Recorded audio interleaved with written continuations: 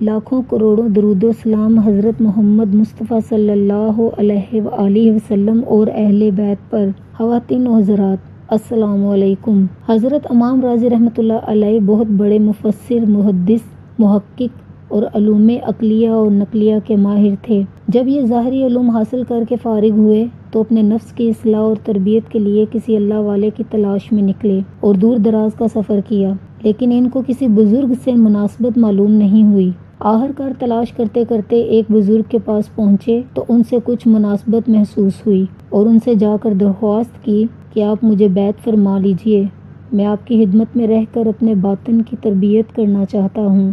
پہلے تو ان بزرگ نے انکار کیا، لیکن جب ان کا اصرار بڑھا تو ان بزرگ نے ان کو ایک وقت بتا دیا کہ فلاں وقت خانقاہ میں آ جانا، میں تمہیں بیعت کر لوں گا۔ چنانچہ وہ وقت بھی آ گیا کہ حضرت امام راضی رحمۃ اللہ علیہ خانقاہ میں بیعت ہو گئے اور وقت گزرتا گیا، یہاں تک کہ ایک وقت آیا کہ امام راضی رحمۃ اللہ علیہ کے زمانے میں دہریوں کا بڑا زور تھا اور وہ اللہ تعالیٰ کے وجود کا انکار کرنے والے کو دہریہ کہا کرتے تھے، اور یہ منکرین خدا یہ چاہتے تھے کہ عقل کے ذریعے اللہ تعالیٰ کے وجود کو ثابت نہ کیا جائے۔ امام راضی رحمۃ اللہ علیہ کے پاس اللہ تعالیٰ کے وجود کو عقل سے ثابت کرنے کے 100 دلائل موجود تھے۔ جب کسی دریہ سے مناظرہ فرماتے تو 10-15 دلائل کے ذریعے ہی وہ لوگ گھائل ہو جاتے، یعنی کہ ان کو شکست دے دیا کرتے تھے۔ اتفاق سے امام راضی رحمۃ اللہ علیہ کے پیر کی زندگی ہی میں امام راضی رحمۃ اللہ علیہ کا انتقال کا وقت قریب آ گیا۔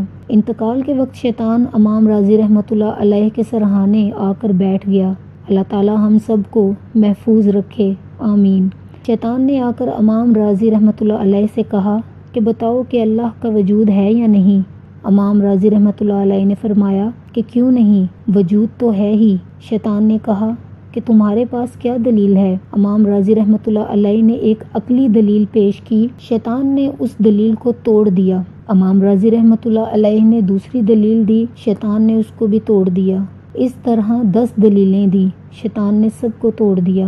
اب امام راضی رحمۃ اللہ علیہ دلائل پر دلائل دیتے جا رہے ہیں اور شیطان سب کو توڑتا جا رہا تھا۔ جب 70 دلیلیں پیش کیں اور شیطان نے ان سب کو توڑا تو اب امام راضی رحمۃ اللہ علیہ کو بڑی فکر اور تشویش ہوئی کہ یہ کون شخص ہے جو میری ہر دلیل کو توڑتا جا رہا ہے اور میری ہر دلیل کا ایسا جواب دے رہا ہے کہ لاجواب کرتا جا رہا ہے۔ اگر خدا نخواستہ اسی رفتار سے جواب دیتا رہا تو ذرا سی دیر میں میرے دلائل ختم ہو جائیں گے، اور جب دلائل ختم ہو گئے تو اس کا مطلب ہوگا کہ اللہ کے وجود میں عقلاً نعوذ باللہ مجھے بھی شبہ ہوگا، اور یہ میرا آخری وقت ہے۔ اگر اس آخری وقت میں اللہ کے وجود میں شبہ ہو گیا تو میرا خاتمہ ہی خراب ہوگا۔ چنانچہ امام راضی رحمۃ اللہ علیہ یہ سوچ کر اور پریشان ہو گئے، یہاں تک کہ آپ نے 99 دلیلیں دے دیں اور شیطان نے 99 دلیلیں توڑ ڈالیں، اور امام راضی پسینہ پسینہ ہو گئے،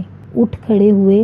یہ کیا ماجرا ہے؟ اب دیکھیے، چونکہ کچھ عرصہ تک ان کا ایک بزرگ سے تعلق تھا، اسی وجہ سے وہ تعلق کام آیا، اور اس وقت اللہ تعالیٰ نے ان بزرگ پر امام راضی کی اس گھبراہٹ اور پریشانی کی کیفیت کو ظاہر فرمایا، اور اس وقت وہ وضو فرما رہے تھے۔ ان کے ہاتھ میں پانی کا لوٹا تھا، اسی حالت میں وہ لوٹا انہوں نے زمین پر مارا اور کہا، اے راضی رحمۃ اللہ علیہ، یوں کیوں نہیں کہہ دیتا کہ میں اللہ تعالیٰ کو بغیر کسی دلیل عقلی کے مانتا ہوں؟ اللہ تعالیٰ نے اس بزرگ کے یہ الفاظ امام راضی رحمۃ اللہ علیہ کے کان میں پہنچا دیے۔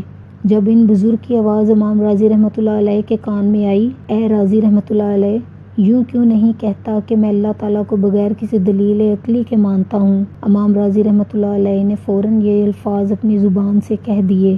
بس یہ کہنا تھا کہ شیطان فوراً وہاں سے اٹھ کر بھاگ گیا، اس لیے کہ اس دلیل کا کوئی جواب نہیں تھا جس کو وہ توڑتا۔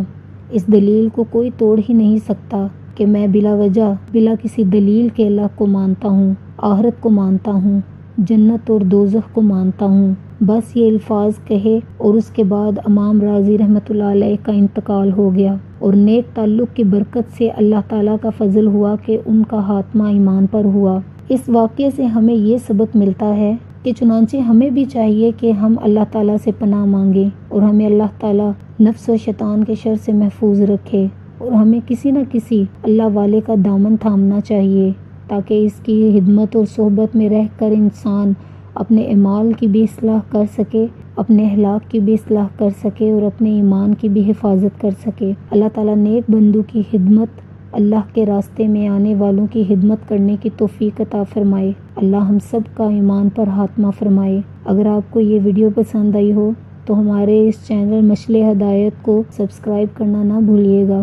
اللہ حافظ، جزاک اللہ خیر۔